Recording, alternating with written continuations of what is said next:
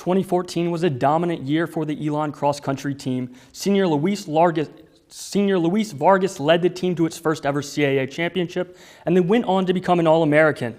This year, Vargas is gone, but Nick Polk and his team showed everyone that one player does not define it, sweeping the competition at this weekend's ELN Invitational.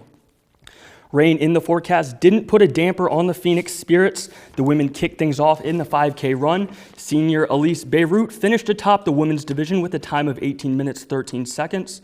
Sophomore Bridget Brennan was the next runner to cross the line for ELN 45 seconds later.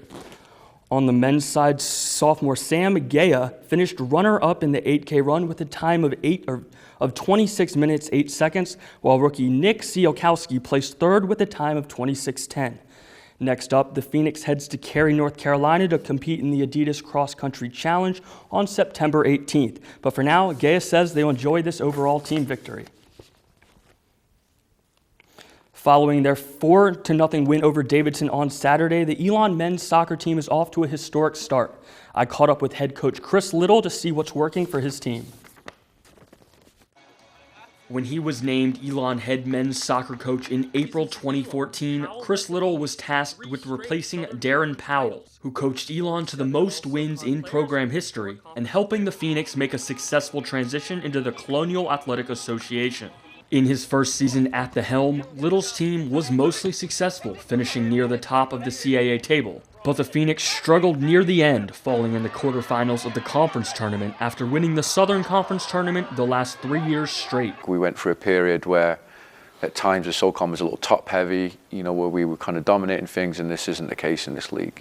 It's very, very tight, but it's been good too. I think that we learned a lot from not winning the championship last year. That lesson, which Little says is character and hard work, has been well received by the Phoenix. I think they really committed themselves over the summer to what we were doing, and they came back super fit, and then they've worked really, really hard for us in preseason. ELN has reeled off on 5 straight victories to start the season, the first time in program history. And Little said having a year of CAA play under the team's belt has helped.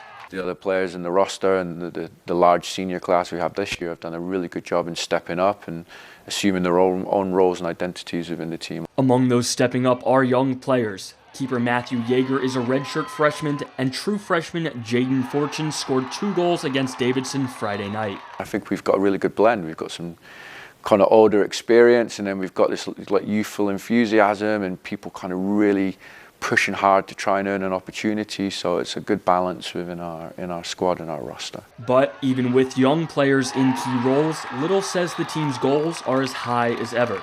Andrew Feather, ELN Local News. The men's soccer team will be back in action tomorrow when they travel to Winston-Salem to take on 13th ranked Wake Forest. And following his 2 goals against Davidson, ELN freshman Jaden Fortune was named the Colonial Athletic Association Player of the Week. It was the first conference honor for the highly regarded rookie who played for former Phoenix coach Darren Powell on Orlando City's youth squad. And another ELN athlete received CAA honors for his performance over the weekend. Football player Corey Mitchell was named CAA Defensive Player of the Week for his performance in a triple overtime win over Gardner-Webb. Mitchell had a career-high 18 tackles and forced a fumble in a 21-13 win. That's all for sports this week, but check us out on Twitter and Facebook at ELN Sports. Andrew, the soccer game you mentioned Friday against Wake Forest, I believe that's the first time the team started 5-0 in a number of years. What atmosphere can we expect at Rudd Field? Well, it's not actually at Rudd Field. It is in Winston-Salem. Wake Forest has a very rabid fan base. Right now, the 13th ranked team in the country. They are also 5-0 at this time, so we should expect something exciting. Thank you so much, Andrew. That's it tonight for ELN Local News. You can find our stories online at elonlocalnews.com, and make sure to follow us on social media on Facebook and Twitter at elonlocalnews.com. From all of us here at ELN, have a great night, ELN.